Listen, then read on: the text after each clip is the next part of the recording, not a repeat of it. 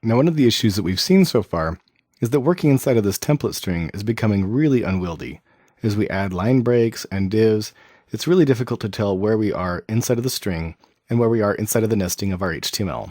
Thankfully, this is a problem that is easily fixed by using an external template. Let's create a new file, which we will call userinfocard.html.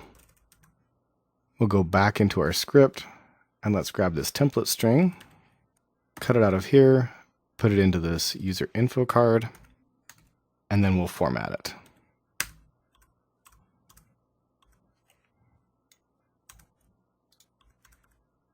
Let's just indent these a little bit, remove this blank line. All right, now that I got my template formatted the way that I want it, we'll go back to our directive, and we'll change this template to be a template URL property. And we can just specify the name of our template. And now our directive is back to working. This is one of the great features of Angular directives.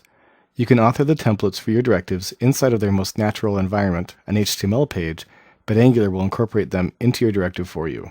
For all but the most trivial of templates, you'll want to use a separate template and specify a template URL inside of your Angular directive.